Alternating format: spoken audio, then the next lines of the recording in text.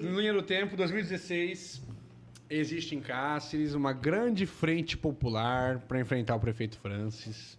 O senhor era um dos líderes dessa frente, que dizem. Quem fala isso é meu parceiro, um abraço para ele aqui, o Café no Bully.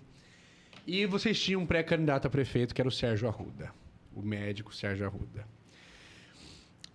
Aí tem duas versões da história, que eu vou contar aqui. As duas versões, o senhor fala se uma delas é certa ou o senhor fala a sua versão. Falta a terceira, a verdade outra, minha e a verdade verdadeira. Dizem que a chapa era 2016. Sérgio prefeito, vice James Cabral, irmão do Lúdio. E o senhor era do PSD. Já tinha ido do PSD. E Fávaro, vice do Piro Táxi, PSD. E Táxi, PSDB. A primeira história diz que o Táxi e o Fávaro, lá em cima, se combinaram de nenhuma cidade do Mato Grosso, o PSDB, enfrentar o PSD. A primeira história foi essa. Então o Francis não podia peitar o Sérgio aqui, porque os partidos iam se bater. Certo. E aí o senhor chega em Cáceres e tira a candidatura do Sérgio. Essa é a primeira. Você fala, Sérgio, não tem jeito, você não vai ser candidato. Aí você vai pro Francis. Aí mata a reeleição do Café no Bully, do Tarcísio, que bateram no Francis os 4 anos. Essa é a primeira história. A segunda história dizem que o senhor honra com o Sérgio. A história que eu ouvi foi essa, a segunda história. Que lá na casa do James Cabral, ali em frente do posto Carretinho ali do centro, tava ali acabando o prazo da convenção, o senhor chega lá, aí vai para um canto. O senhor, Sérgio Arruda, Café no Bully, que era vereador, Tarcísio, que era vereador, James Cabral, e vocês falam o seguinte lá. O senhor fala pro Sérgio: Sérgio, você quer ser candidato? O senhor é candidato? Porque eu hoje conversei com o Fávaro, o senhor falando, e peitei o Fávaro. Falei, Fávaro, eu sou deputado estadual, eu tive mais de 28 mil votos em Cáceres, você não dá as cartas lá. Eu banco o Sérgio. Você defendeu o Sérgio. Mas aí o Fávaro te responde: Doutor Leonardo, tudo bem então. Vocês querem peitar? Peita. Mas eu não vou fazer campanha lá, o Fávaro falando, que eu tenho acordo com o eu não vou fazer campanha, eu não vou gravar vídeo e não vai dinheiro do fundão. Se o Sérgio quiser ser candidato, vocês têm o partido PSD, vai lá.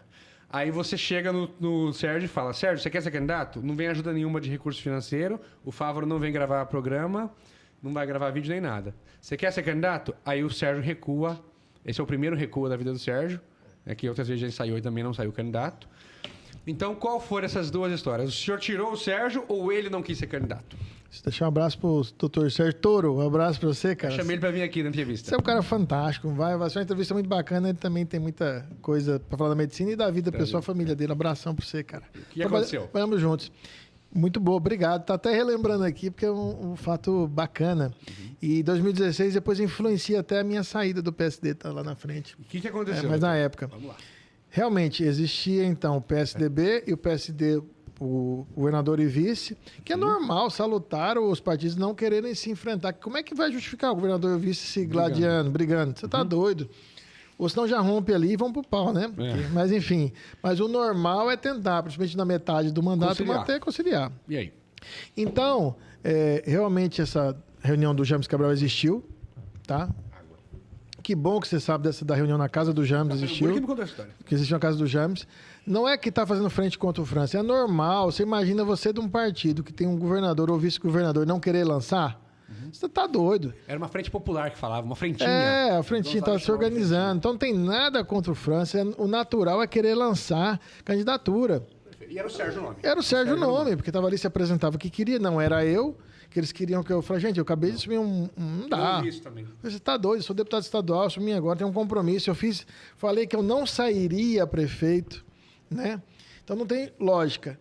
E aí teve essa conversa realmente com o Fávaro mais dura, que eu peitei a situação. Defendeu o Sérgio. Você peitou e defendeu o Sérgio. Você falou, eu que mando em Cáceres, o PSD.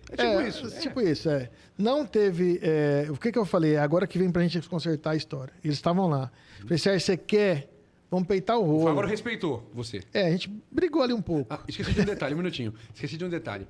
O senhor disse que na hora da noite o senhor ligou pro Fávaro. Liguei. De viva voz. Liguei. Aí o Fávaro falou, Leonardo, você que manda em Cáceres, mas eu não vou mandar recurso do fundão eleitoral do PSD e não vou gravar vídeo, não vou em Cáceres. Se o Sérgio quiser, é candidato. Isso, aí eu fui atenção, a gente brigou uns dias antes. Você e o Fávaro. Antes de vir pra cá, a gente brigou de novo, por causa do Sérgio. Isso vou saber bem claro. Tá? E ficou ruim a situação dentro do PSD para mim depois disso, azedou um pouco. Essa é uma das que começou a azedar foi aí.